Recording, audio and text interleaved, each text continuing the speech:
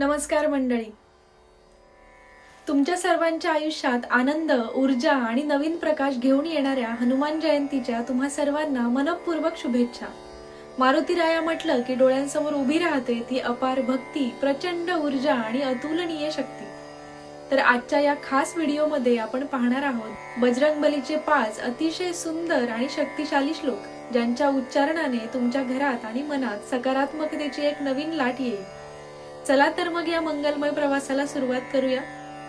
सर्वात आधी आपण पाहूया असा श्लोक जो आपल्याला वेळेचे महत्त्व आणि मनावर ताबा मिळवण्याची प्रेरणा देतो. मनोजवं मारुततुल्य वेगं जितेंद्रियं बुद्धिमतां वरिष्ठं वातात्मजं वानरयूथ मुख्यं श्रीरामदूतं शरणं प्रपद्ये.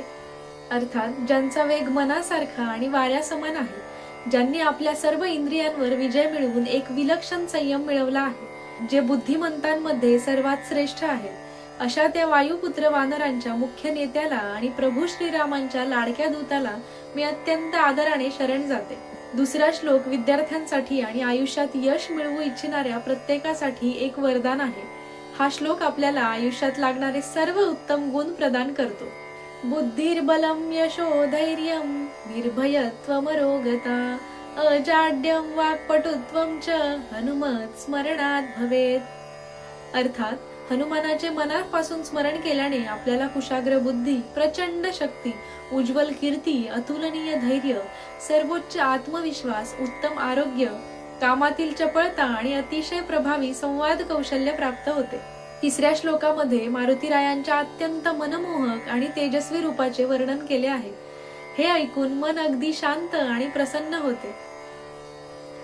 अंजनेयमती पाटलाननं कांचनाद्रीकमणीय विग्रहं पारिजाततरू मूलवासिनं भावयामी पवमाननंदनम्. अर्थात ज्यांचे मुख लाल कमळासारखे अत्यंत तेजस्वी आणि प्रसन्न आहे, ज्यांचे शरीर सोन्याच्या पर्वतासारखे विलोभनीय आहे आणि जे सर्व इच्छा पूर्ण करणाऱ्या पारिजात वृक्षाच्या छायेत वास करतात, अशा त्या अंजनी पुत्र हनुमंताचे मी प्रेमपूर्वक ध्यान करते.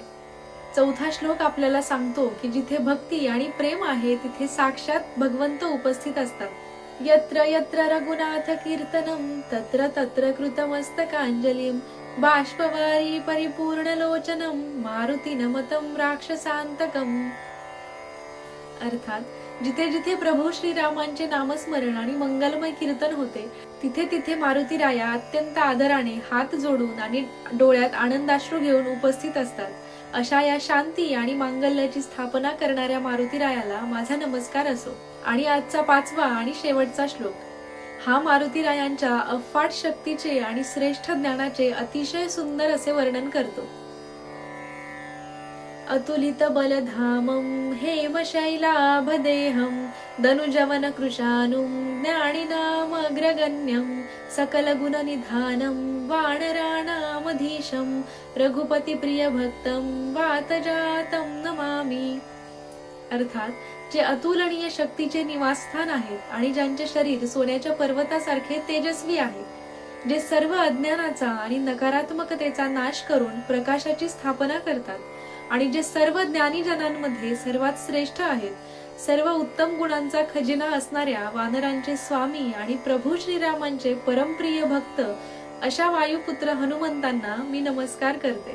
मंडळी, हे 5 श्लोक केवळ शब्दच नाहीत, तर ती एक प्रचंड सकारात्मक ऊर्जा आहे. या हनुमान जयंतीला हे श्लोक नक्की म्हणा आणि तुमच्या आयुष्यात येणारा बदल तुम्ही स्वतः देखील अनुभवा. तुम्हाला यापैकी कोणता श्लोक सर्वात जास्त आवडला आणि नेहमी प्रेरणा देतो, हे मला कमेंट्स मध्ये जय श्रीराम किंवा जय हनुमान असे लिहून नक्की सांगा. हा व्हिडिओ तुमच्या मित्र परिवारासोबत शेअर करून त्यांच्याही दिवसाची सुरुवात या सकारात्मक विचारांनी करा. आणि चॅनलवर नवीन असाल तर अशाच सुंदर आणि माहितीपूर्ण व्हिडिओसाठी आत्ताच सबस्क्राईब करा.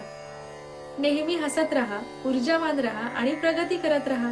पुन्हा भेटूया पुढच्या व्हिडिओमध्ये. तोपर्यंत जय श्रीराम.